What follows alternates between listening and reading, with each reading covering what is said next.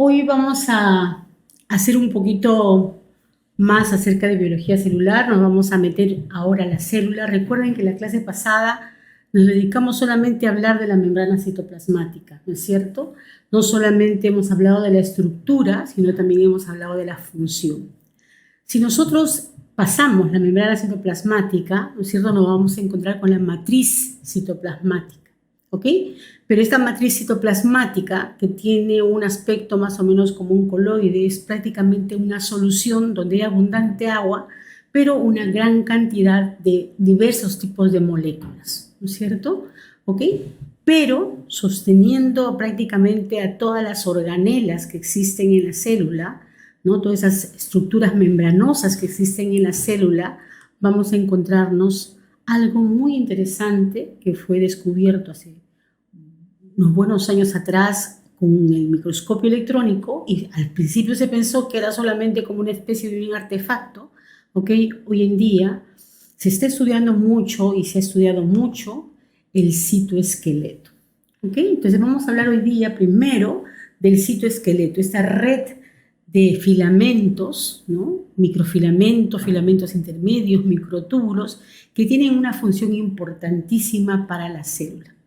En esta fotografía al microscopio de luz, un microscopio confocal, el microscopio confocal tiene la ventaja, es un microscopio de fluorescencia, y ustedes ven acá que esto es una tinción fluorescente, que se ha utilizado un marcador específico para el núcleo, un marcador específico para esta red que ven ustedes acá, que son las mitocondrias, y para estos filamentos que son parte del citoesqueleto. Son diferentes tipos de marcadores fluorescentes que se ha utilizado. Y ustedes están observando una imagen casi tridimensional de las células. Entonces, lo que quiero que vean ustedes acá, ¿no es cierto?, es justamente estos filamentos que están sosteniendo la célula y que están como engrosados en el borde celular, es lo que forma parte del citoesqueleto. Hablaremos de cada uno de los elementos, cómo es que ellas están dentro de la célula, qué función cumplen cada una de ellas y qué modificaciones pueden tener a lo largo de la vida celular. Si nosotros miramos este esquema, vamos a ver, ¿no es cierto?, los tres elementos del citoesqueleto: los microtúbulos, los filamentos intermedios y los microfilamentos. La disposición que se encuentra en cada uno de ellos es bastante específica. Por eso es que tenemos que tener seguridad de que estamos frente a un determinado tipo de elemento del citoesqueleto cuando lo ubicamos en alguna parte de la célula. Por ejemplo, los microfilamentos que están principalmente formados por actina F. Esta molécula que ustedes ven acá es actina F, ¿ok? Lo van a ver justamente debajo, como si formase como una especie de protección de la corteza celular, ¿no? Y muchas veces lo van a encontrar formando parte inclusive de los microvellos, de los estereocilios, ¿no es cierto? Y aquí miren, si esta es una célula epitelial del intestino, está formando como una especie de un cinturón en el borde, donde anclan justamente los microfilamentos que vienen de los microvellos. Entonces, esta es la disposición muy particular que tienen los filamentos o los microfilamentos de actina. Si miramos ahora los microtúbulos, ¿no es cierto? Los microtúbulos, estoy en orden de diámetro, ¿sí?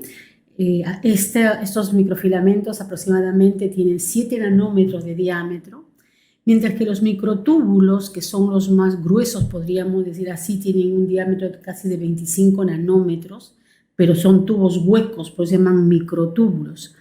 Generalmente se originan de un punto de la célula que se llama el centrosoma, y de ahí irradian como si fuesen rayos, ¿no es cierto?, a lo largo, a lo ancho de la célula. ¿Ok? Esa es más o menos la disposición de los microtúbulos, pero va a depender también del tipo de célula. Habrá células en la cual vamos a encontrar, por ejemplo, en las neuronas las vamos a encontrar a lo largo de todo el axón, ¿ok?, paralelas unas con otras.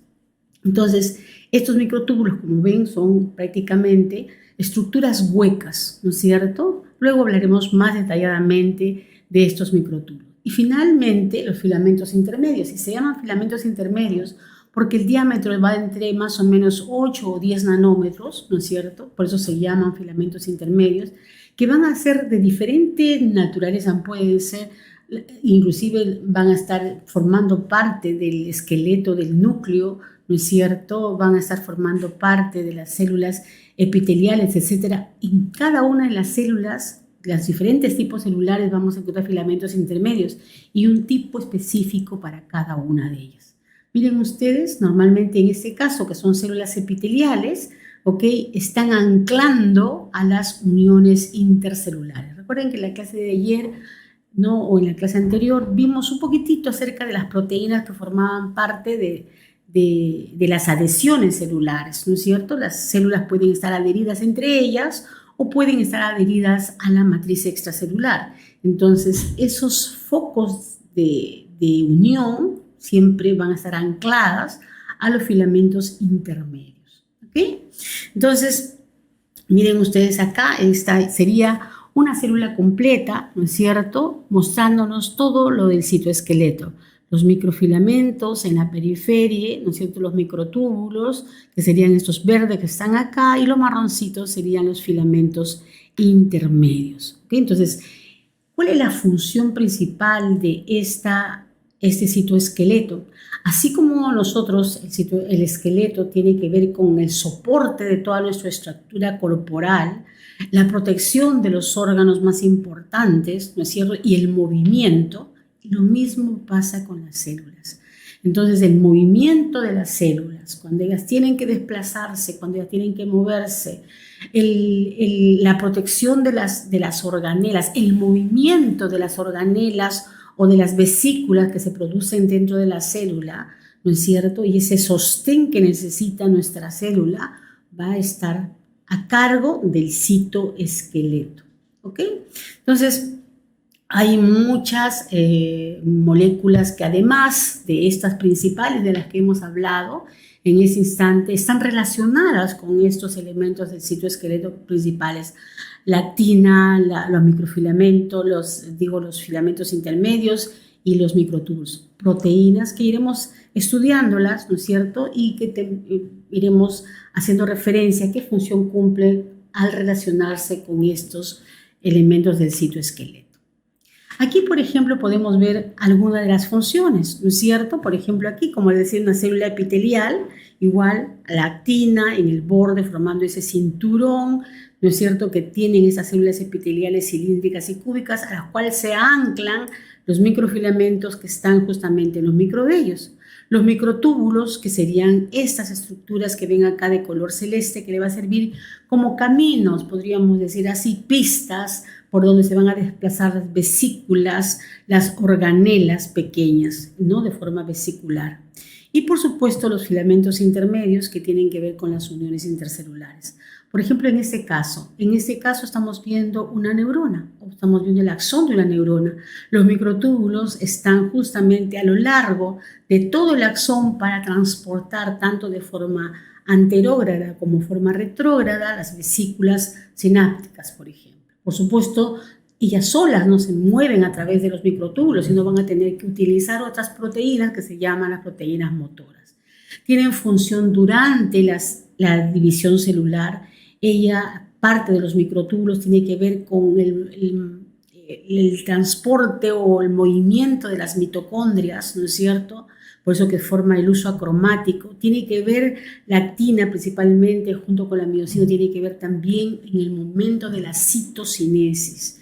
¿Ok? Entonces, fíjense ustedes, ¿no es cierto?, las funciones son muy variadas. Estructura y soporte, transporte intracelular, contractibilidad en el músculo, sabemos actina-miosina, ¿no es cierto? La actina es parte del citoesqueleto, la miosina es un motor molecular, ¿ok? Y la organización espacial de todas las organelas, o sea, las organelas dentro de la célula tienen un lugar especial, y ese lugar especial justamente, ¿no?, se lo permite el esqueleto o el citoesqueleto. Lo mismo que en el núcleo, los cromosomas tienen cada uno un lugar específico dentro del núcleo. ¿Y a qué están unidos esos cromosomas? Están unidos al citoesqueleto, mejor dicho, al esqueleto, ¿no? Que en este caso se llama la lámina nuclear, ¿no es cierto? ¿Ok? Que le va a determinar un lugar específico a cada una de los cromosomas celulares. ¿Ok? Entonces, ya tenemos una idea de cuál es la función en general del citoesqueleto. Vamos a hablar de cada uno de los elementos de este citoesqueleto. Vamos a empezar con la actina. 3 formas diferentes de mirar a la actina. Aquí vemos toda esta molécula que ven acá, esta doble hebra que está en alfa hélice, ¿no es cierto?, formada por estas proteínas globulares, ¿ok? Entonces las globulares, cada una de estas estructuras redonditas, como ustedes la ven acá, la de color rojo, azul y blanco, son las actinas G. Las actinas G, que al unirse van a formar, ¿no es cierto?, la actina F, que es justamente esta estructura filamentosa, ¿ok?, que va en las 2 cadenas se van a enrollar en alfa hélice. Ahora, para que pueda formarse este filamento, necesita, ¿no es cierto?, de una molécula energética. En este caso, las moléculas de actina G van a estar asociados a ATP, ¿ok? A ATP. Esa misma estructura que estamos viendo acá, miren ustedes, aquí se está viendo en la microscopía electrónica con una técnica especial, ¿no? Se ha separado la actina de las células y se ha hecho una tinción negativa. Entonces, miren, aquí se nota claramente, ¿no es cierto?, cómo está formada esta actina F, ¿ok? Actina F. Ahora, en los vertebrados, ¿no es cierto?, en el caso nuestro, vamos a encontrar varios tipos de actina. O sea, no hay solamente un tipo, sino hay isoformas. Esas isoformas, las más comunes, van a ser la alfa, la beta y la gamma, ¿ok? Otra cosa interesante que podemos ver en esta actina es que tiene 2 extremos, un extremo positivo y un extremo negativo. Y es importante que tengamos en cuenta justamente esta disposición, porque por el lado positivo, ¿no es cierto?, irán entrando las actinas G, ¿no es cierto?, para poder agrandar o alargar el filamento de actina F. A eso le llamamos polimerización. Entonces, esa actina G que va a entrar junto con el ATP, ¿no es cierto?, ¿ok?, lo hará por el lado del positivo. Pero en el momento que se depolimeriza, porque recuerden que estas estructuras son altamente activas, ¿no es cierto?, no se mantienen constantes en forma filamentosa, sino que están polimerizándose y depolimerizándose. Claro, eso va a depender en qué momento se encuentre y qué esté haciendo ese filamento de actina. Y entonces las actinas G unidas al ADP, luego de la hidrólisis del fósforo inorgánico, saldrán por el extremo menos. ¿Ok? Pues creo que aquí lo tenemos claramente. Miren ustedes, ¿cómo comienza a formarse un filamento de actina? Acá tenemos las actinas G, que aquí está en su forma de cintas. Miren ustedes acá. Acá está el extremo positivo, aquí está el extremo negativo y aquí el lugar donde se une el ATP, porque recuerden que para que pueda polimerizarse tiene que estar unida a una molécula de ATP. ¿Ok? Entonces, lo primero que sucede, ¿no es cierto?, es una especie de nucleación, que es una nucleación espontánea definitivamente. ¿Ok?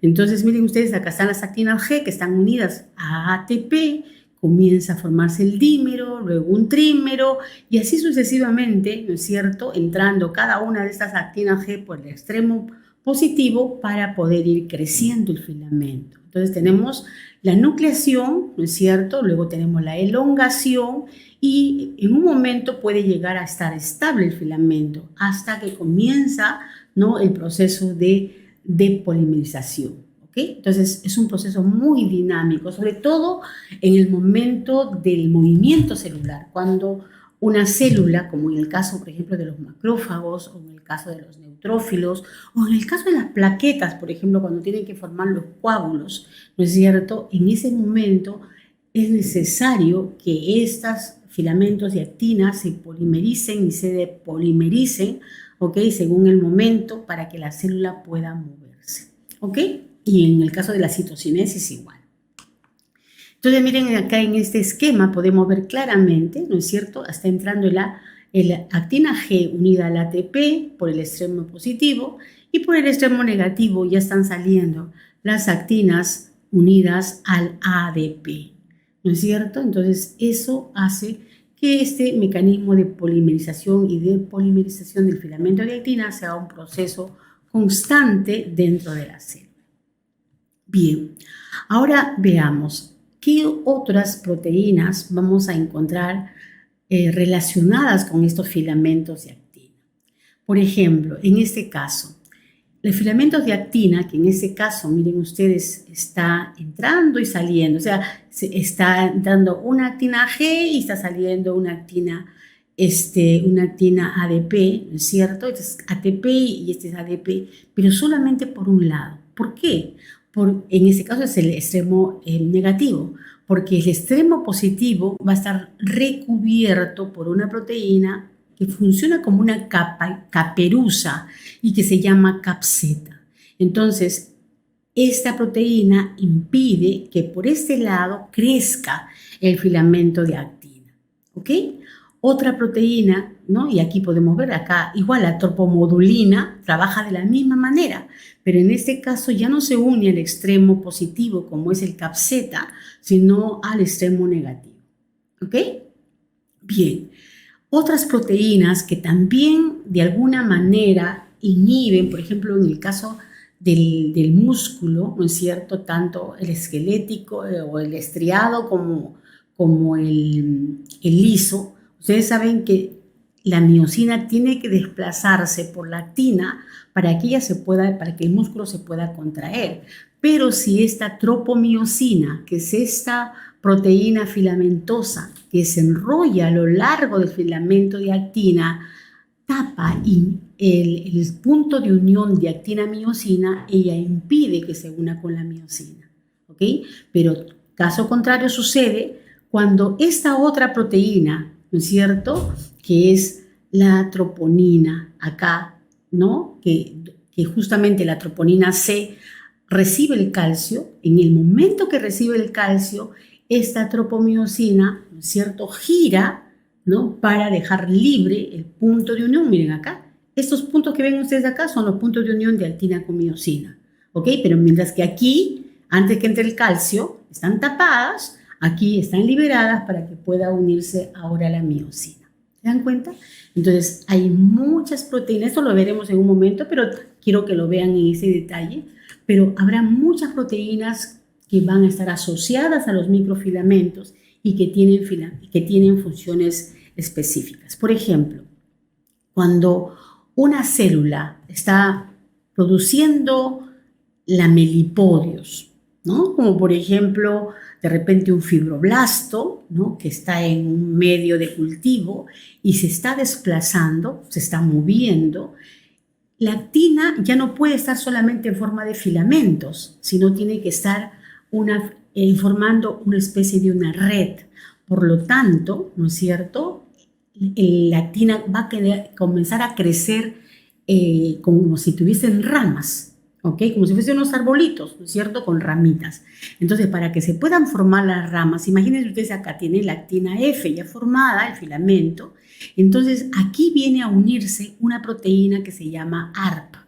ARP2 y ARP3 van a permitir, ¿no es cierto?, que se cambie la conformación, ¿no?, para que pueda activarse y comience a entrar a este punto, comiencen a entrar las actinas para poder crecer una rama. Miren ustedes, ¿ok? Entonces acá está el extremo negativo de esta nueva actina que ha entrado a polimerizarse acá gracias a las ARP para que se forme este ángulo que más o menos tiene un ángulo de 70 grados. Entonces así se ramifica. Entonces forma como una especie de una red, porque recuerden que un lamelipodio, ¿no es cierto?, si queremos nosotros, es así. Yo tengo acá la célula, ¿no es cierto?, acá mi célula, y este es un lamelipodio, ¿ok? Este es un lamelipodio. Y aquí van a estar justamente estas redes, ¿ven? Así, ramificadas, ¿ok? Entonces, para eso justamente se necesita que haya esas proteínas llamadas ARP, ¿no? ¿Ok? Bien. ¿Qué otra proteína más están asociadas? ¿Ok? Fíjense aquí. Aquí quiero que veamos, ya lo hemos visto en la clase anterior, pero solamente para poder repasar la estructura de las proteínas que están asociadas a la actina. Esta amarillita que ven acá es actina. Y esta que tiene doble hebra, ¿no es cierto? Una cadena alfa y una cadena beta, es la espectrina. Esa es la membrana del glóbulo rojo. De la membrana del glóbulo rojo, ¿recuerdan? Esta es la proteína integral en banda 3, que sirve justamente como un canal para el bicarbonato. Y esta es la glucoforina, esa de acá, esta también es banda 3. Esta es la glucoforina, donde recuerdan ustedes tiene los carbohidratos que permiten marcar o reconocer en la sangre la clasificación ABO, ¿no es cierto? ¿Ok? Y fíjense ustedes que aquí hay un complejo de proteínas que justamente van a permitir que esta espectrina, ¿no es cierto?, se una a esas proteínas integrales y les sirva como un soporte a la célula. De tal manera que la morfología que tiene los glóbulos rojos, o sea, de forma de disco bicóncavo, se debe justamente a esta estructura del citoesqueleto. ¿Ok? Entonces, aquí tenemos, esta sería la espectrina, ¿no es cierto? Aquí tienen las dos cadenas, la beta y la alfa, ¿no es cierto? ¿Ok? Aquí tienen, aquí otra vez la beta y la alfa que están unidas acá formando como una especie de un tetrámero, ¿ok? Y aquí el dominio para que se una la actina, aquí igual, que se una la actina, pero fíjense ustedes, esta espectrina se une a la anquirina, que es una proteína periférica también, que se relaciona con esta espectrina, pero que le permite unirse a banda 3. Mientras que este complejo, ¿no es cierto?, que vemos acá, ¿sí?, las proteínas 4,1, la actina, ¿no es cierto?, ¿ok?, van a permitir que esta espectrina se una a la glucoforina. ¿Ok? Entonces, son proteínas que están relacionadas, ¿no es cierto?, con la actina, pero que en este caso específico del glóbulo rojo está haciendo el soporte estructural de la membrana citoplasmática. Ahora, la actina, ¿no es cierto?, está relacionada principalmente con una proteína motora. ¿Qué son las proteínas motoras? En realidad son proteínas que van a utilizar la energía de ATP, ¿no?, para poder movilizarse. ¿Y para qué se movilizan? Para transportar alguna estructura, alguna vesícula, las mitocondrias, los lisosomas, ¿ok?, o para deslizarse a través de otro elemento del citoesqueleto. La actina siempre se va a desplazar a lo largo, mejor dicho, la miosina siempre se va a desplazar a lo largo de la actina, ¿ok? Entonces, aquí vemos nosotros, por ejemplo, diferentes tipos de miosinas. Entonces, para cada tipo celular y para cada lugar de la célula, ¿no es cierto?, que haya esa relación actina-miosina, va a haber un tipo diferente de miosina. Por ejemplo, la que nosotros conocemos más, que es la miosina de tipo 2, que tiene que ver con la estructura del músculo, ¿ok? Del músculo, en el caso del músculo estriado esquelético. Esa es la actina y esta es la miosina 2. Por ejemplo, la miosina 5 es una de las miosinas que va a moverse a lo largo de los filamentos de actina, ¿no es cierto?, del extremo menos al extremo más, cargando, ¿no?, alguna partícula, alguna vesícula que tenga que ser transportada. ¿Ok? Por ejemplo, en el caso de los melanosomas, ¿recuerdan? Yo no sé si ustedes recuerdan los melanosomas que alguna vez seguro ustedes lo han visto en la piel, los melanocitos. Estos melanosomas tienen que ser transportados a lo largo de las extensiones que tiene el melanosoma para poder ser pasados, ¿no es cierto?, hacia los queratinocitos, porque son los queratinocitos los que se van a prácticamente, podríamos decir, a teñir o a captar estos melanosomas para tomar ese color oscuro, ¿no es cierto? ¿Ok? Y eso justamente le va a hacer esta miosina de tipo 5. En ese caso, la miosina de tipo 1, por ejemplo, está uniendo microfilamentos de actina a la membrana citoplasmática. Y así cada una de ellas van a tener una función específica. Aquí ven 1, 2, ¿no? 3, 5, ¿no? 6, 7, 8, 9. Miren cada una de las estructuras. Pero ¿cuál es la estructura común de una miosina? Tiene, ¿no es cierto?, cadenas pesadas, ¿no es cierto?, que tiene una cabeza y tiene una cola, y unas cadenas ligeras que generalmente, en este caso, por ejemplo, estas verdecitas que ven acá son las cadenas ligeras. En el caso de la miosina 2, que es esta de acá, ¿no?, va a estar más o menos por este lugar. ¿Ok? Entonces, esa es la estructura justamente, ¿no es cierto?, de la miosina, que es una proteína motora relacionada con la actina. ¿Ok? Veamos ahora qué estructuras celulares están sostenidas por estos microfilamentos de actina. Aquí vemos los microvellos, ¿ok? Y también aquí vemos los estereocilios. Diferentes fotografías, ¿no es cierto? Esto al nivel de microscopio electrónico de barrido, por eso se ve solamente la parte externa, se ve el tamaño, el diámetro de cada uno de estos estereocilios. Esa es la cóclea del oído, ¿ok? Estas son las células cocleares. Y eso de acá son los microvellos, vistos a nivel de microscopio electrónico de transmisión. Esto es un corte donde podemos observar estos elementos filamentosos que ustedes ven acá.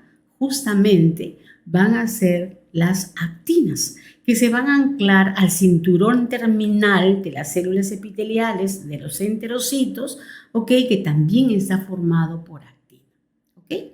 Entonces, ahora, ¿cómo estas estructuras se mantienen paralelas unas con otras y no se forma una red?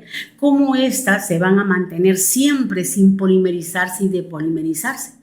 Va a depender de esas proteínas que hemos visto, por ejemplo, las CAP, que van a estar formando como un capuchón a estas actinas para impedir que se depolimerice, o proteínas que van a estar prácticamente uniendo estos filamentos, ¿ok?, para que ellas se mantengan paralelas y se mantengan unidas. La miosina, por ejemplo, la de tipo 1, la va a mantener unida a esta membrana citoplasmática, ¿ok? Y lo mismo va a pasar, por supuesto, con los estereocilios.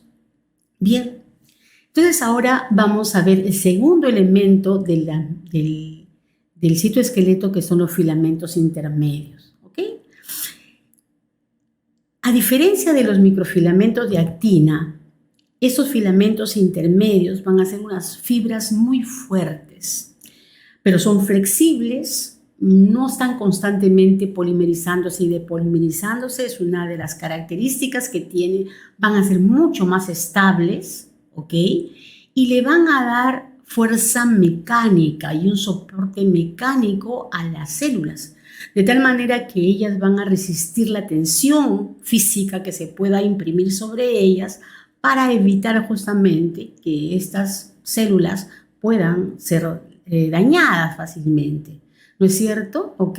Y lo podemos ver en todos los tipos celulares. En las neuronas, por ejemplo, ¿ok?, serán los neurofilamentos. En el caso de las células epiteliales, tendremos a la queratina, ¿no es cierto? En el caso de las células musculares, tendremos, por ejemplo, a la desmina. Y así, para cada tipo celular, vamos a encontrar un determinado tipo de filamento intermedio.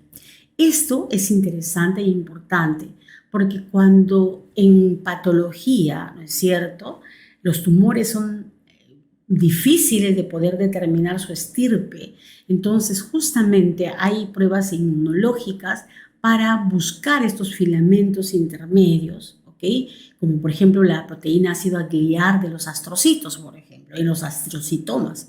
¿Ok? Entonces se marcan y se pueden reconocer. Si se reconocen una u otra de estas proteínas intermedias o estos filamentos intermedios, entonces podemos tener una mejor idea del estirpe o del origen de estas células tumorales.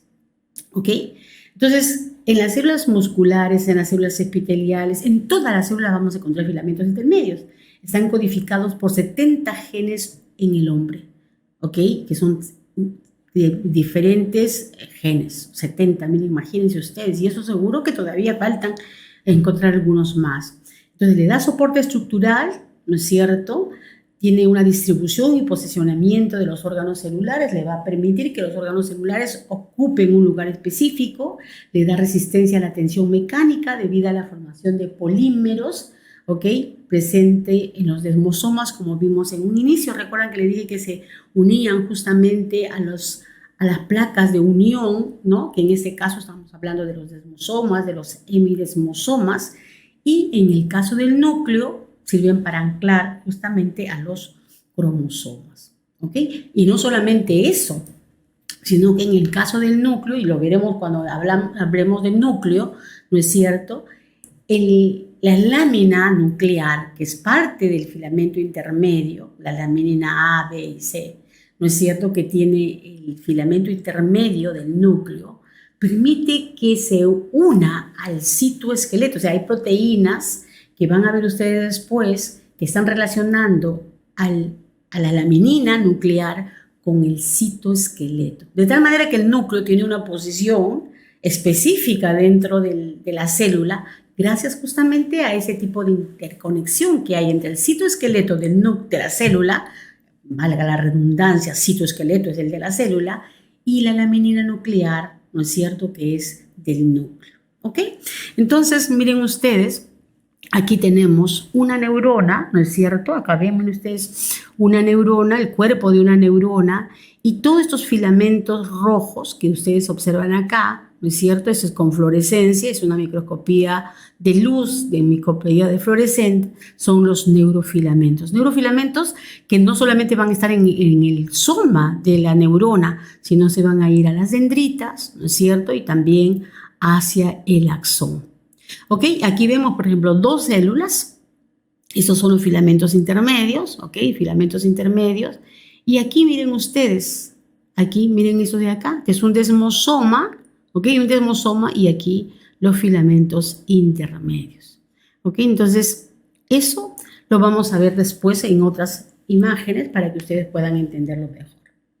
Veamos ahora cómo es que se polimerizan, cómo se forman los filamentos intermedios. Entonces, la célula sintetiza, ¿no es cierto?, un filamento, en este caso un péptido, porque alargado, ¿ok?, que va a salir justamente del aparato de Golgi, ¿ok? Y fíjense ustedes, ¿sí? Aquí tienen el monómero. Este es un monómero. Aquí está su terminación amina, su terminación carboxilo, ¿ok? Luego se unen dos péptidos de estos, ¿no? ¿Sí? Dos monómeros, y van a formar una alfa hélice, ¿no? Una estructura helicoidal, y van a formar el dímero. Y miren ustedes, los dos se van a unir por el mismo lugar, es decir, a los extremos van a tener las dos hebras van a tener sus extremos amino y el extremo carboxilo. Todo esto mide aproximadamente como 48 nanómetros. ¿Ok? Entonces, aquí no va a haber lado E positivo ni negativo como lo hemos visto en la actina. Ojo. Ahora, se forma un tetrámero. Este tetrámero, sí, el primer dímero, miren ustedes, tiene la terminación amina para este lado. El segundo dímero no tiene el amino, sino el carboxilo, pero no están totalmente paralelos, sino que están algo desfasados, como ustedes ven acá. Entonces, esta es la unidad estructural y funcional de un filamento intermedio, porque a partir de esto se van a comenzar a unir otros tetrámeros, como 8 tetrámeros aproximadamente, para formar un filamento. ¿Ok? Entonces, esto que ven acá, ¿no es cierto?, son protofilamentos. Estos son protofilamentos. Entonces, 8 protofilamentos se agrupan, ¿no?, para formar justamente un filamento intermedio, que es lo que ustedes ven acá. Ahora, estos 8 se unen con otros 8, y van a formar el filamento intermedio. ¿Ok? Entonces, eso es lo que va a hacer la queratina, los filamentos, los neurofilamentos, las lamininas, ¿no es cierto?, que forman parte del núcleo, la desmina, que es lo que vamos a ver justamente en este cuadro. Miren, aquí tenemos diferentes tipos de filamentos intermedios, ¿ok? Aquí, la queratina, que son, ustedes saben, en las células epiteliales podemos encontrar muchos tipos de queratina. Cuando vemos, por ejemplo, la maduración de los queratinocitos de la piel, ¿no es cierto? En cada estrato hay diferentes tipos de queratina, no es la misma queratina, ¿ok? Pero en general podemos agruparlas en queratina ácidas y queratinas básicas, ¿no es cierto? La ácida es de tipo 1 y la básica de tipo 2. Lo vamos a encontrar en las células epiteliales. Hay muchas patologías que están relacionadas con la mala codificación de estas queratinas, pero una de las más conocidas, ¿no es cierto? Sobre todo cuando tenemos la queratina de tipo 2 y 5, ¿se acuerdan ustedes? En la capa basal vamos a tener la epidermolisis bullosa. Pero existen otras patologías, ¿ok? Pero que están relacionadas con cada uno de los tipos de queratina que existen. Después tenemos la bimentina 3, que la vamos a encontrar en las células mesenquimáticas. Bimentina en las células mesenquimáticas, en las células mesenquimatosas, en esas células madre que van a dar origen a las células que forman parte del tejido conectivo, ¿no es cierto? ¿Ok? Y las células musculares también, ¿ok? En la bimentina. Luego la desmina la vamos a encontrar en el músculo, tanto en los músculos lisos como en el músculo estriado. Ahora, esa desmina, recuerden ustedes, ¿no es cierto? También su mala codificación, una mutación en el gen que codifica esa desmina, también hay de varios tipos, ¿ok? Pueden producir distrofias musculares, que no es la de Duchenne, porque la de Duchenne tiene que ver con otro tipo de filamento, ¿no es cierto? ¿No? ¿Ok? Con la distrofina, recuerden. Y también vamos a encontrar algunas cardiopatías. Después tenemos la proteína fibrilar ácido glial, que acabo de mencionarles hace poco, que es de tipo 3 y lo vamos a encontrar en las células gliales, en este caso específicamente en los astrocitos, ¿no? Entonces acá, por ejemplo, enfermedades que tienen que ver con este tipo con una mutación a nivel de estos filamentos intermedios, como la enfermedad de Alexandre. Después tenemos la periferina, que lo vamos a encontrar alrededor de las neuronas, ¿no? También se produce distrofia macular en el ojo, ¿no es cierto? Un problema de la retina. Luego tenemos los neurofilamentos. Los neurofilamentos que lo vamos a encontrar en las neuronas, ¿no es cierto? Y que son de varios tipos. El neurofilamento de cadena ligera, de cadena media y de cadena pesada, ¿ok? Esas son de tipo 4 y lo encontramos, ven ustedes, axones de las neuronas, de los nervios centrales y periféricas, y por supuesto su mutación, ¿no? La mutación de estos neurofilamentos tendrá que ver con la esclerosis lateral amiotrófica. Recuerden el personaje muy importante, ¿no? Muy conocido, que tenía este tipo de enfermedad. La anestina, que también la vamos a encontrar en las células nerviosas y en las células musculares, sobre todo embrionarias, ¿ok? Células nerviosas que recién están comenzando a proliferar, ¿no? Y las células musculares que recién se están empezando a formar. Ahí vamos a encontrar anestina. O sea, quiere decir que también los neurofilamentos pueden variar, ¿no es cierto?, a lo largo de la maduración de las células. Y luego tenemos en el núcleo la laminina A, la laminina B, la laminina C, que son de filamentos intermedios de tipo 5, que lo vamos a encontrar en todas las membranas nucleares.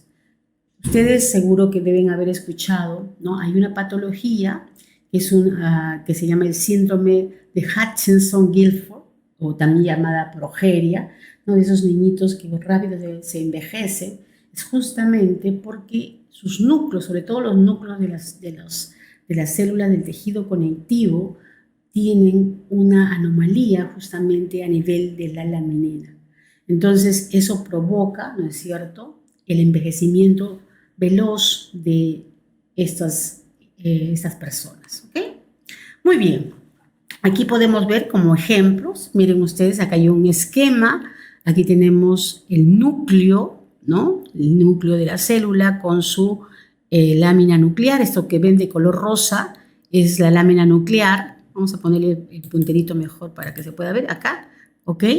Y luego miren ustedes estos filamentos amarillos que están alrededor del disco Z principalmente, de los sarcómeros del músculo esquelético y que luego lo unen a la membrana citoplasmática, es la desmina. ¿Ok? Desmina. Entonces, por eso se conecta a las miofibrillas. Estos son miofibrillas. Estas son las miofibrillas porque toda la célula se llama fibra, ¿no es cierto? La fibra muscular es la célula muscular, pero dentro de la célula muscular existen miofibrillas y cada miofibrilla está formado por miofilamentos, ¿ok? Entonces esos miofilamentos se van a anclar a este disco Z y este disco Z está sostenido del núcleo, miren, es relación el núcleo con la membrana citoplasmática, ¿no es cierto?, a través de esta desmina.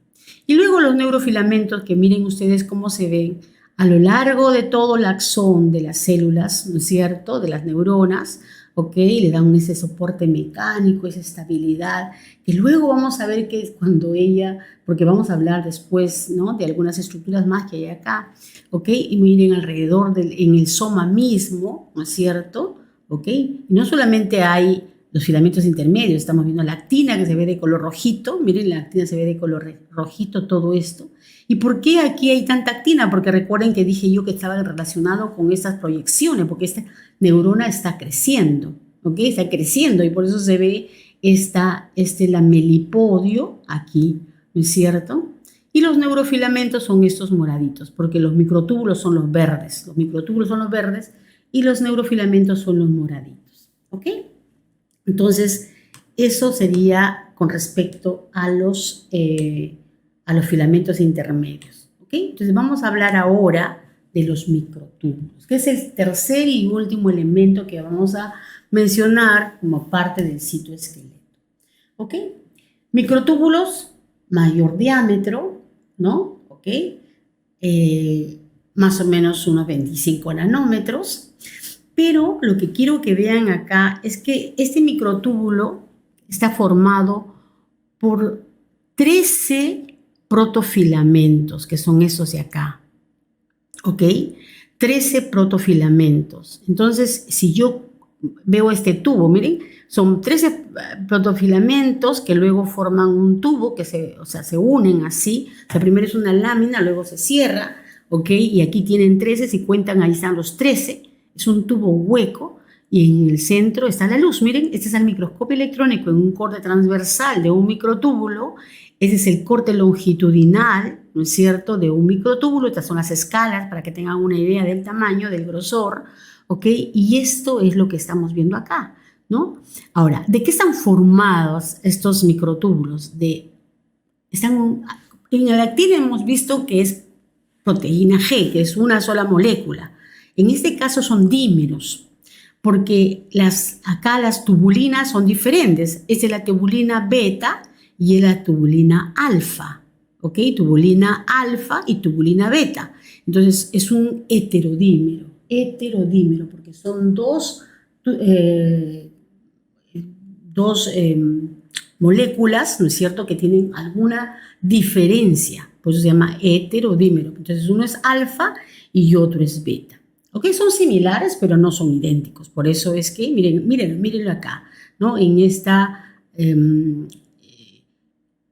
forma de mostrar a la molécula, ¿no es cierto?, en forma de cintas, nos permite entender que es diferente. Ahora, estos puntos rojos que ven ustedes acá, ¿no es cierto?, son los puntos o lugares donde se pueden unir un nucleótido, que en este caso es el GTP.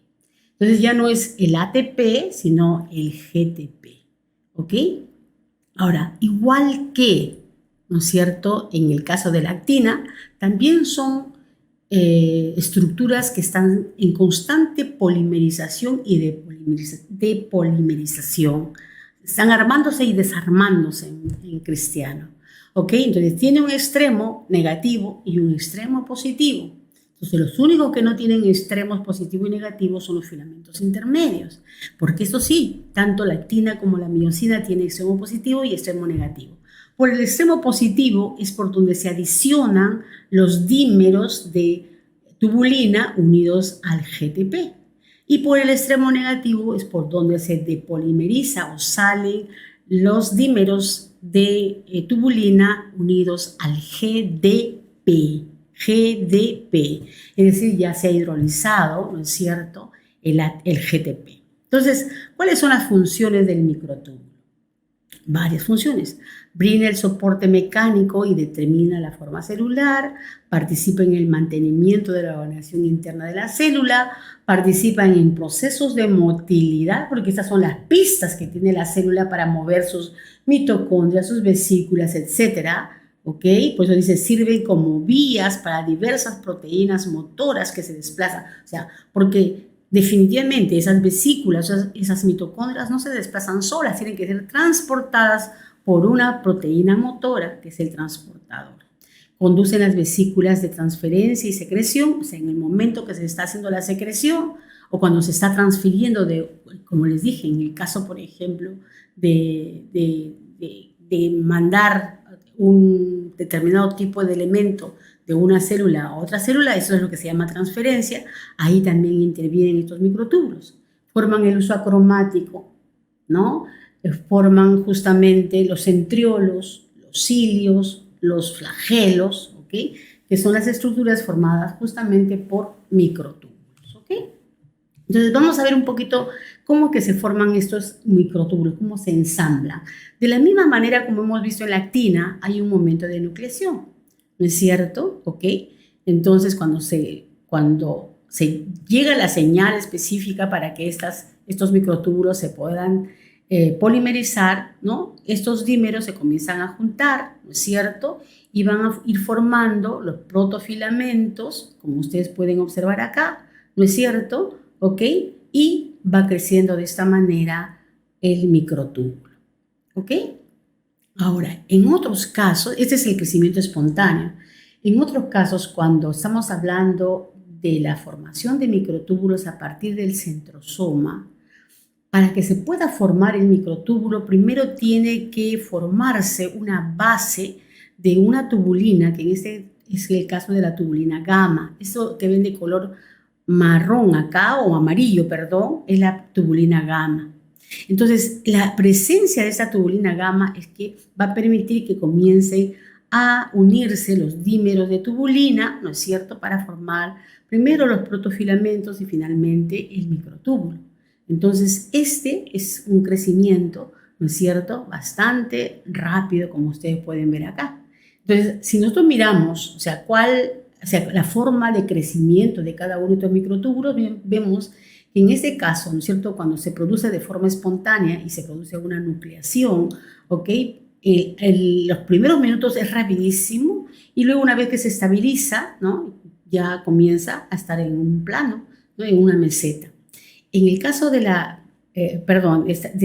aquí, cuando hay el preformado, cuando tenemos el crecimiento, ¿no es cierto?, espontáneo, que es este de acá, este es el espontáneo, y ese de acá es el que se da por nucleación, con esta base de microtúbulos, o digo de tubulina gamma. Esta es tubulina gamma, que no es un dímero, sino son monómeros, ¿ok?, que forma como una especie de una base. Entonces, en el espontáneo, que es el primero, que es este de acá, miren, tiene un crecimiento, ¿no?, lento en un inicio y luego se levanta, ¿no es cierto?, y luego se estabiliza. ¿Ok? Entonces, son dos formas diferentes de formar microtúbulos y la velocidad con la que se forma también es diferente. Entonces, dependiendo para qué necesitamos los microtúbulos y en qué momento está la célula, ¿no es cierto?, se formarán los microtúbulos, ¿ok?, con diferentes tipos de mecanismos. Aquí solamente para que vean ustedes cómo es que, ¿no es cierto?, los dímeros de tubulina, ¿no?, el que tiene el lugar para unirse el GTP es justamente el beta, miren, beta. Entonces, por el lado positivo comienzan a unirse los dímeros de tubulina, GTP, ¿ok? Luego se hidroliza, miren, se hidroliza ahora GDP, ¿ok? Y eso hace que inclusive se curve un poco el protofilamento y vaya a empezar la depolimerización. Entonces, cuando tenemos GDP tubulina, se depolimeriza. Y aquí podemos ver dos fotografías, miren ustedes, al microscopio electrónico de transmisión, ¿ok?, donde se observa claramente aquí un microtúbulo polimerizado y aquí un microtúbulo en proceso de depolimerización. Vean los flequitos que se ven acá. De tal manera que al poder representarlos esquemáticamente, esto es, ¿no es cierto? ¿Ok? Ese es el microtúbulo en crecimiento que se forma acá como una especie de un CAP, ¿no? De GTP, que estos son CAP GTP, es decir, por acá se están uniendo los dímeros de tubulina, ¿ok? ¿No? Mientras que aquí están más estables los microtúbulos y por acá cuando comienza justamente a perder, ¿no? Las tubulinas, ¿no? Porque se ha hidrolizado el GTP, ¿ok? Entonces es el proceso de polimerización y depolimerización de la tubulina. Ahora quiero que veamos qué es lo que pasa con los centrosomas. ¿Qué es un centrosoma? Y todo el mundo sabe que a partir del centrosoma, ¿no es cierto?, se forman los microtúbulos. Por ejemplo, en el momento de la división celular, ¿recuerdan ustedes? ¿No? En la interfase se duplican los centrosomas, ¿cierto? Luego dice, cada centrosoma se va a los polos de la célula.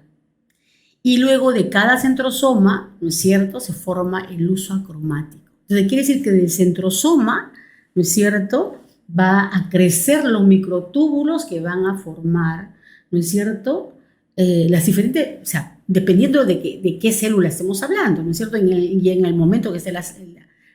Estoy usando como ejemplo la división celular, la mitosis, la meiosis, que se forma el huso acromático.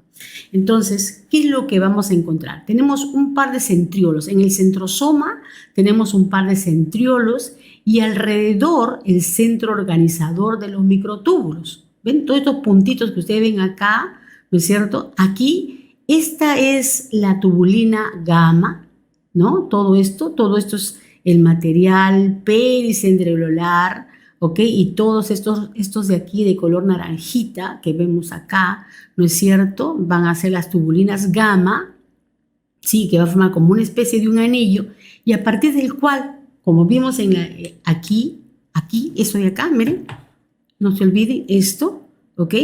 Y va a comenzar a polimerizarse las tubulinas alfa y beta para formar el microtúbulo, ¿sí? Entonces, ¿ven? Complejo en anillo de gamma tubulina. ¿Está claro? ¿Ok? Ahora bien, primero vamos a ver cómo son los centriolos. Los centriolos son un par de cilindros cortitos colocados en forma perpendicular. ¿Ok? Uno perpendicular al otro. Si hacemos un corte, ¿no es cierto?, ¿ok?, de este cilindro, hacemos un corte transversal, vamos a ver que están formadas por 9 tripletes de microtúbulos enteros. Miren, ¿ve? Prácticamente uno, el A está completo, el B y el C, ¿no es cierto?, son incompletos porque se unen de alguna manera entre ellos. Miren aquí, por favor, ¿ok? Y tenemos aquí 1, 2, 3, 4, 5, 6, 7, 8 tripletes. No hay microtúbulos centrales, pero sí están unidos a proteínas centrales, ¿ok?, a través de estas proteínas filamentosas que están acá, que se llaman conexinas, y tienen además también otras proteínas que están conectando, ¿no es cierto?, los microtúbulos. Miren, estas están conectando los microtúbulos, ¿ok? Entonces, a partir de estos centriolos también, ¿no es cierto?, se originan los cilios. O sea, estos centriolos dan origen a los cilios, dan origen a los flagelos, ¿ok? Uno de estos forma el cuerpo basal y el otro el axonema, ¿ok? Ahora, miremos lo que justamente les estoy hablando del centrosoma, ¿no es cierto? Entonces, fíjense, de cada uno de estos complejos donde encontramos esta gamma tubulina, va a unirse los dímeros de tubulina y el filamento va a empezar a crecer en esta posición. Entonces, de esa manera es que crece el huso acromático, es que se forma el huso acromático. Y esa es la forma como se forman la mayor parte de los microtúbulos que forman parte del citoesqueleto de la célula, ¿no? Y a partir de estos centriolos es que se forman los cilios, es que se forman los flagelos, ¿ok? Bien, miren acá justamente la estructura, esta compleja que tiene el centriolo, ¿ok? Aquí está vista el microscopio electrónico, entonces no podemos decir que no es un invento, no, ahí está, miren ustedes, ¿ok? Está el triplete, ¿no? El triplete de estos microtúbulos, ¿ok? Son 9 tripletes, y aquí justamente lo que yo les decía del uso acromático, ¿no es cierto? Acá está el centriolo, se supone que aquí está el centrosoma, ¿ok? Y de aquí se originan justamente los microtúbulos que van a formar parte del áster, porque todo esto se llama el áster.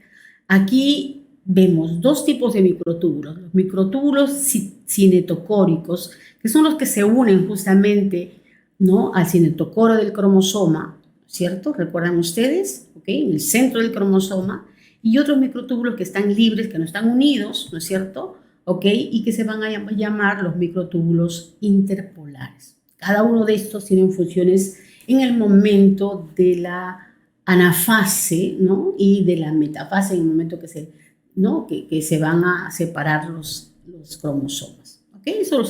Eso lo verán ustedes en determinado momento, pero ese es el papel que tienen estos centriolos.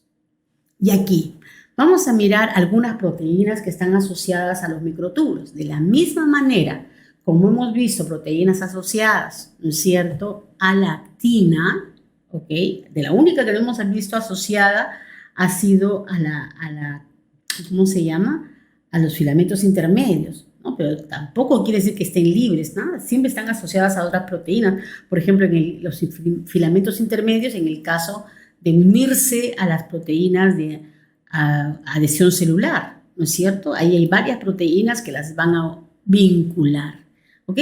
Pero vamos a dejar eso ahí, porque eso se revisa cuando veamos parte de uniones intercelulares, y vamos a hablar de estas proteínas que están asociadas a los microtúbulos. Por eso se llaman MAPs en general. Entre las más conocidas tienen ustedes a la MAP2, ¿no es cierto?, y a la Tau. Esas son las más conocidas, pero hay un montón, miren ustedes, ¿ok? Entonces, justamente estas MAP2 permiten que se formen haces, es decir, paquetes donde los microtúbulos se van a mantener derechitos, relacionados unos con otros, ¿ok?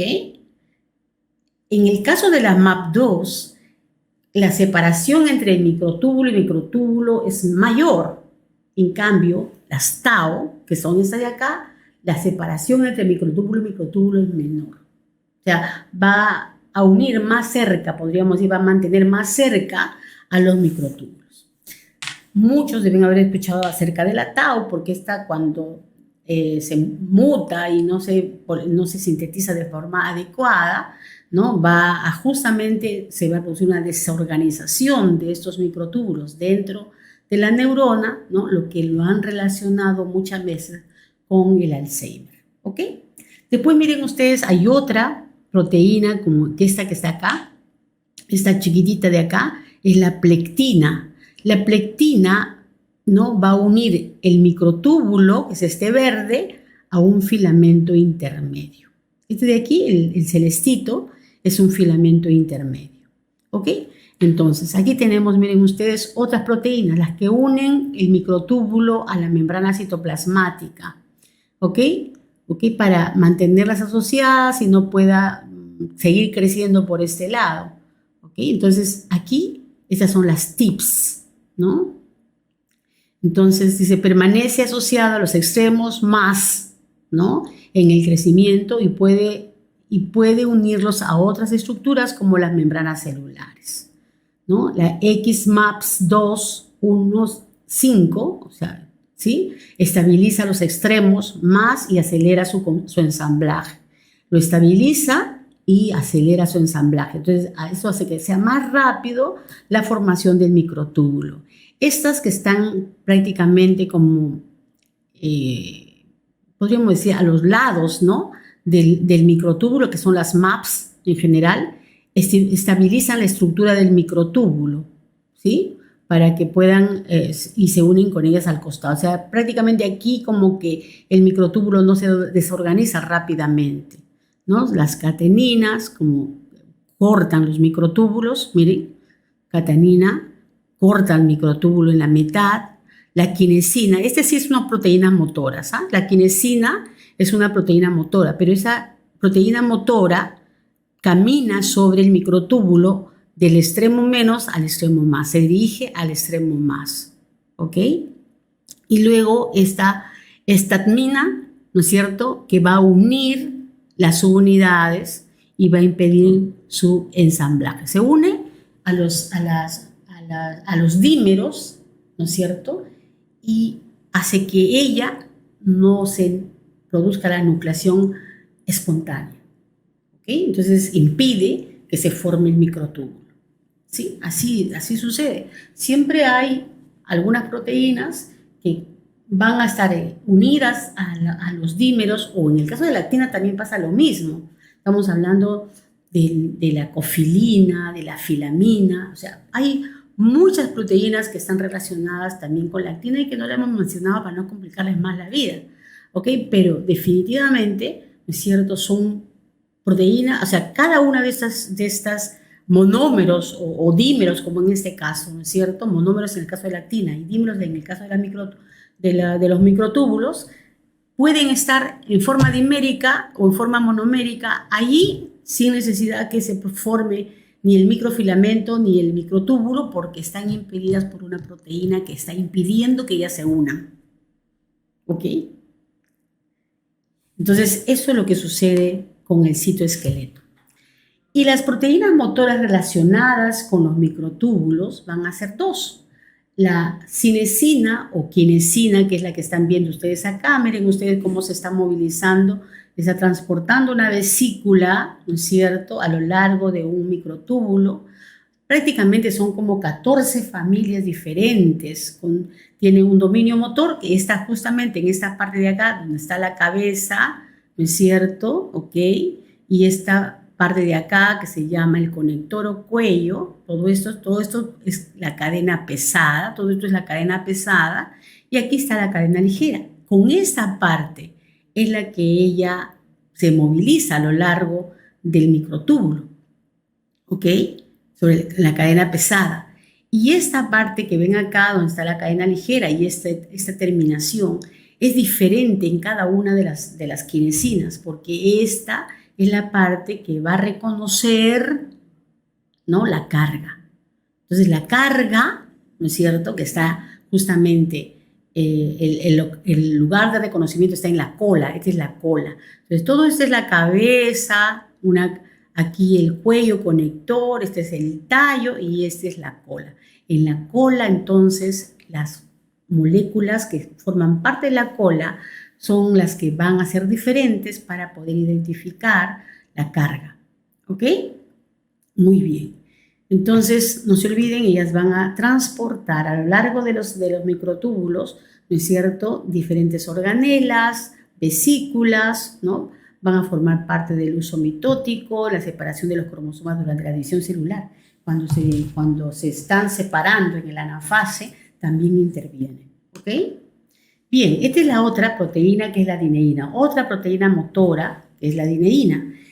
En el caso de la cinesina, el movimiento siempre es de menos a más, hacia el lado positivo. Entonces, si estuviésemos hablando de las neuronas, por ejemplo, haría el movimiento anterógrado, ¿no es cierto? Y la dineína hace todo lo contrario, se mueve en el sentido inverso, se mueve hacia el lado negativo. ¿Ok? Entonces, sus dominios motores, que se dirigen hacia el extremo menos de los microtúbulos, dicen, ¿no? Entonces, aquí está la cadena ligera, donde vamos a reconocer a la carga. Esta es la parte donde tiene la enzima, la actividad GTP-ácica o ATP-ácica normalmente. ¿No es ATP-ácica? ¿Ok? Aquí, ¿sí? Y es la que va a hidrolizarse para poder moverse, ¿no? O sea, el movimiento, ¿no?, la gasolina, podríamos decir así, de estos carritos, va a ser justamente el ATP. Entonces, en el caso de las dineínas, existen dos tipos de dineínas, con cada una con diferentes familias. Las dineínas citoplasmáticas y las dineínas axonemales. Las citoplasmáticas son las que van a transportar, ¿no?, ARN orgánulos, ¿no es cierto?, de un lugar a otro, ¿sí? Por ejemplo, en el caso del centrosoma, ¿ok? O en el caso del uso mitótico, ¿no? Ahí van a utilizarse justamente estas dineínas citoplasmáticas. Pero en el caso de las dineínas axonemales, son las que van a permitir el movimiento del cilio y el flagelo. Porque ahora vamos a ver el cilio y el flagelo, van a ver que los microtúbulos están relacionados con dineínas. Entonces la dineína se mueve a lo largo del microtúbulo y eso va a hacer que el microtúbulo se flexione, ¿ok? Y produzca justamente el movimiento, ¿no es cierto?, ya sea del axonema, del cilio o del flagelo, ¿ok? Entonces, pues dice, implicados en el movimiento rápido y eficiente de los microtúbulos que genera el batido de los cilios y el flagelo, ¿ok? Y acá están, miren ustedes, los microtúbulos, acá están las proteínas, ¿no es cierto? Pero siempre forman complejos, o sea, tampoco están como muy libres, ¿no? O sea, no es solamente dineína microtúbulo, a veces hay otras proteínas que están asociadas, ¿no es cierto?, para cargar justamente la carga. A veces no es tan simple la unión a la carga. Bien, entonces, solo para poder hacer, ¿cómo les podría decir?, una aplicación, ¿no es cierto?, de lo que acabamos de ver del citoesqueleto, vamos a ver algunos ejemplos, o sea, cómo es que el citoesqueleto va a estar justamente gobernando una función, está encargado de una función. En el caso de la contracción muscular, por ejemplo, ¿no es cierto? Tenemos, en el caso del músculo estriado, ya sea esquelético o cardíaco, ¿no es cierto?, estas miofibrillas están formadas por sarcómeros. Estos sarcómeros, a su vez, están formados, ¿no es cierto?, por miofilamentos, que son estos miofilamentos de actina, que es este de color verdecito, y los miofilamentos de miosina, que son estos rojitos que están acá. Todo el mundo recuerda seguro que es un sarcómero, ¿no es cierto? Es la unidad estructural y funcional del músculo estriado. Y está entre dos bandas zetas, ¿no?, o dos placas o discosetas, ¿ok? Tiene dos medias bandas I, esta es una media banda I, es una media banda I y esta es la banda A. Entonces, ¿qué hay en la I? Solo actina. ¿Qué hay en la A? Actina y miosina. Pero ojo que no son las únicas proteínas, hay muchas otras proteínas que intervienen en la formación del sarcómero, entre las que podríamos mencionar a la troponina, a la tropomiosina, a la titina, ¿no? Entonces hay una serie de proteínas que se van a encargar de estabilizar, ¿no es cierto?, a esta fibra muscular. Y aquí vemos la microscopía electrónica a nivel de transmisión, es microscopía electrónica de transmisión, miren ustedes los sarcómeros, ¿no? Todo lo que se ve clarito es la banda I y lo que se ve oscuro es la banda A. Las líneas son los discos Z, aquí, ¿ve? Disco Z, I, A, pero inclusive podemos ver más detalles todavía, ¿no es cierto? Toda esta franja clara que está cruzada por una línea oscura es la banda H, ¿no es cierto? Y la línea oscura que cruza la banda H es la línea M, donde vamos a tener una proteína que se llama meromiosina, ¿ok? Aquí. Bien, entonces todo eso es el sarcómero. Entonces, aquí vemos parte del retículo sarcoplasmático, miren ustedes acá, ¿sí? Y cómo es la relación actina y miosina. Recuerden, la miosina es la proteína motora y ella se desplaza sobre la actina, como ven acá, para que se genere la contracción. Entonces, la miosina es la que va a movilizarse, es la que tiene actividad ATPásica, ¿ok? Acá justamente en la cabeza, miren, ¿ok? Empezamos. Aquí está en estado de reposo la cabeza de la miosina, se encuentra unida muy firmemente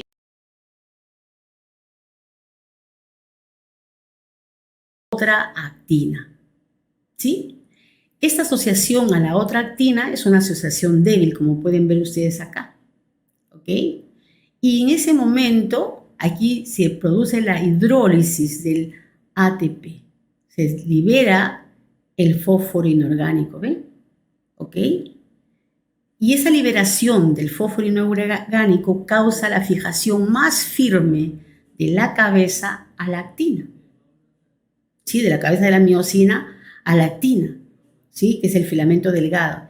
Y se da un golpe de potencia para que se pueda movilizar al siguiente, ¿no?, tramo del filamento delgado de la actina. De tal manera que eso hace que se jale la actina y eso provoque la contracción. Ojo, que no es una sola miosina. Recuerden que en ese filamento grueso hay aproximadamente 250 moléculas de miosina a cada lado. Porque, no sé, a ver, yo no creo que tenga, no tengo. Eso lo ven ustedes cuando vean músculo, ¿ok? Aquí, por ejemplo, miren.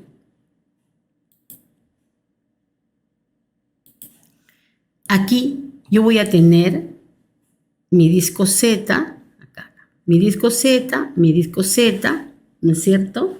Aquí tengo la actina, actina, y este es un paquete de miosinas que prácticamente llega hasta acá, donde está la línea M, y aquí hay otro paquete, y cada uno, acá están las cabezas, ¿ok? Aquí están las cabezas, ¿sí? ¿Ok? Entonces son dos paquetes prácticamente de miosinas, en este caso es miosina 2, ¿no es cierto? ¿Ok? Y que cada una de estas cabezas se van a poner en relación con estas actinas. Entonces, cuando yo miro hago un corte transversal a este nivel, ¿no es cierto? Yo tengo que, esta es una miosina, ¿no es cierto? Perdón. Esta es una miosina y aquí tengo actina.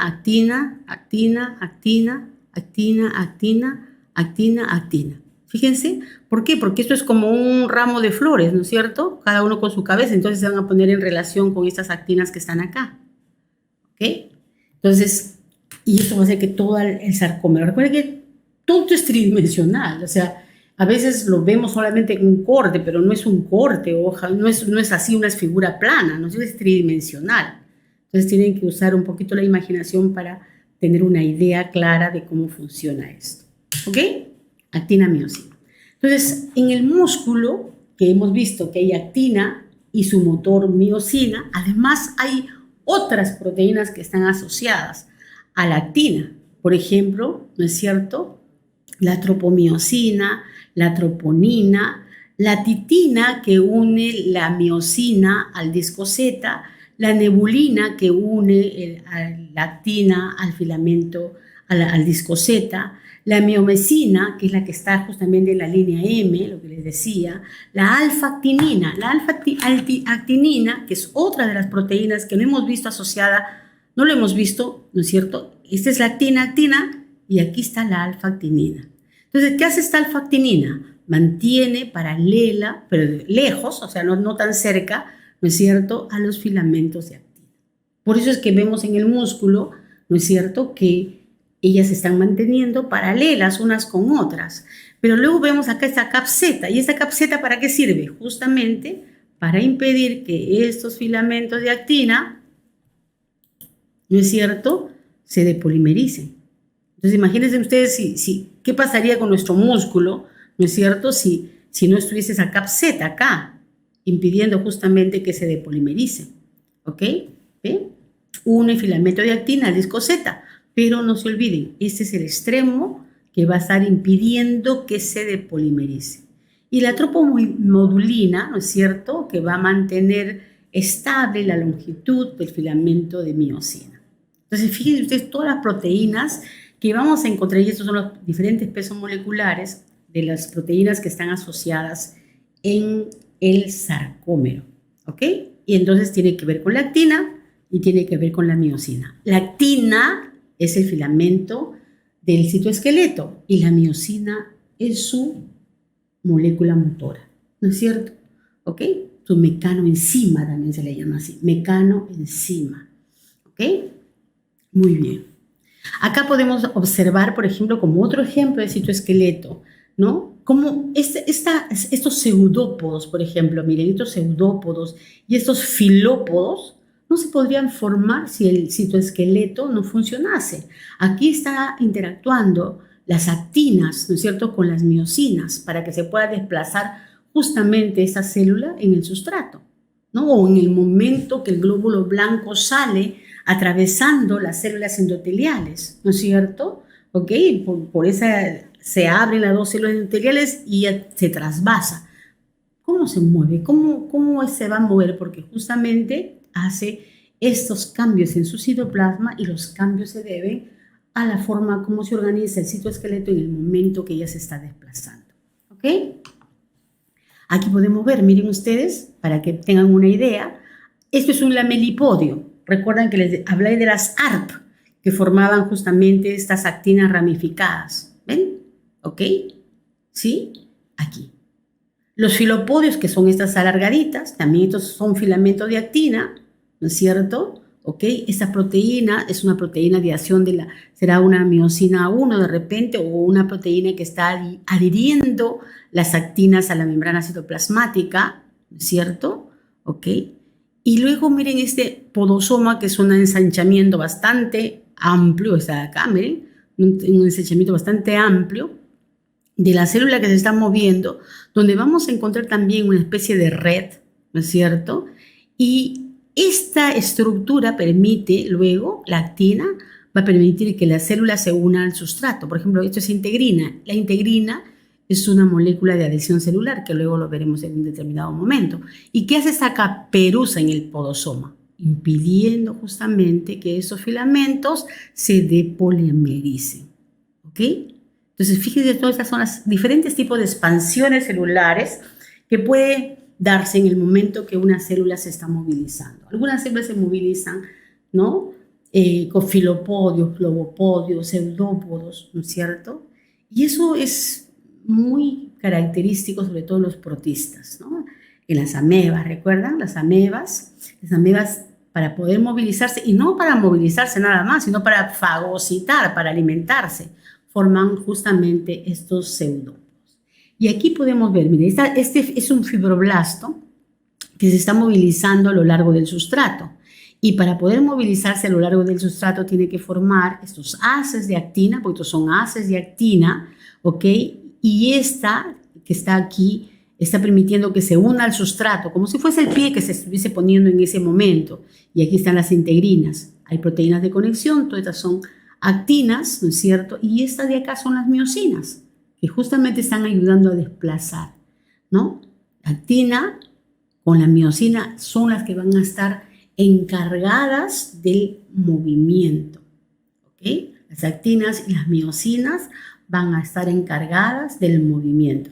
Ahora, ¿por qué miosina 2? Porque es una célula diferente, muy parecida, el movimiento es muy parecido al movimiento que sucede en las células musculares, pero puede ser otro tipo de miosinas también, ¿ok? Entonces, como que se arrastra la célula, ¿no es cierto?, para poder movilizarse. Y en el caso del anillo contráctil, cuando se da la citocinesis aquí, también esto es actina y miosina, ¿ok? Miosina de tipo 2 también, ¿ok? Por eso dice que miosina 2 utiliza la energía del ATP para moverse a lo largo del filamento de actina, obligando a las membranas celulares a formar un surco. Miren ustedes cómo se forma el surco. Acá se hidroliza el ATP, ¿no?, de forma continua, que va produciendo justamente este surco que va haciéndose cada día más angosto, hasta que se produce la abscisión. Miren ustedes, todo esto verdecito entonces sería la actina. Todo esto es verde, es actina. Todo esto verde marcado por fluorescencia es actina. Entonces, ¿de qué depende?